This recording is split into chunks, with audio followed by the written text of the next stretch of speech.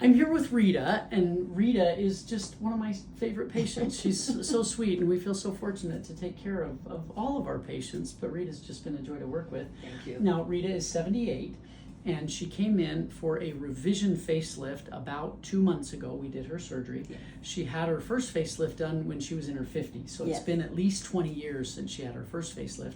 And I wanted just to give her a chance to talk a little bit about her experience and her recovery and kind of how you're feeling now at this point that you're 2 months out from the Very surgery. happy. how you My doing? recovery was awesome. Yeah. No problem at all. Oh, good. Very little pain. Yeah, it's amazing how it's a pretty big operation. It It is. takes It is. hours to do. And one of the things that we did with Rita is she had a little bit of fullness underneath her neck here where her salivary gland was descending down into the neck. And so we did what's called a submandibular gland reduction in order to lift her neck up and just give her this beautiful shape to her neckline. Now, a couple things that were unique with Rita is that her first facelift, they did a type of facelift that lifted her sideburns up really, really high. And so we'll show you the before and after pictures and show you where we made the incisions, and I'll kind of describe that in the description of our video here. But we had to make some changes that were a little bit unique for her.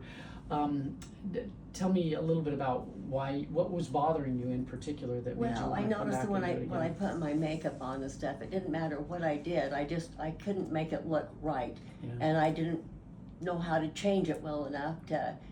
And you start to feel old.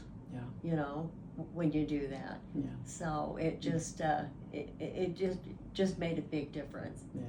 How it- Well, and at 78, my goodness, she looks so youthful now, and she's such a healthy lady, I am which, healthy. yeah, it does help with the surgery just because we want to make sure that we can do the procedure safely. And fortunately, the type of anesthesia that we use is very safe. It's a lighter sedation where you're unaware of what's going on for the procedure, Right. but you're awake enough that you breathe on your own, and so we don't have to put a breathing tube That's down your nice. throat. And we give you medications that do keep you relaxed, but they don't like knock you out completely Right, and right. paralyze you or anything Yeah, like that. I felt good. And so it's safer in somebody who's 78 as long as they're healthy that we can do this without any problems. Any really. problem? So, I haven't had any problem. Yeah, So. yeah. Well, I'm so grateful that you came in and trusted us with your face. Oh, and I'm so grateful for happy you that for the we way that everything Found turned out about you. Yeah, So. no, it looks incredible. You know, people often ask me how many facelifts can I have over my lifetime, and I think Rita's a perfect example that we like to keep people usually to 2 maximum. I have done a 3rd facelift on a few patients before.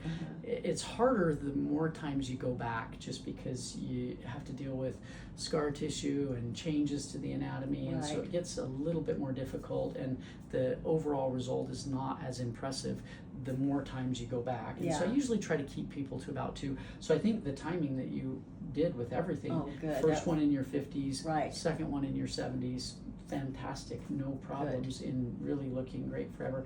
I do think that you're probably done. So Okay. unless you make it to 110, maybe we can talk about it on your 100th Okay, birthday. on my 100th birthday, we'll visit. We'll see. Okay. Well, thanks again for letting us Thank you, Dr. interview you Bittner, and for everything. Oh, you're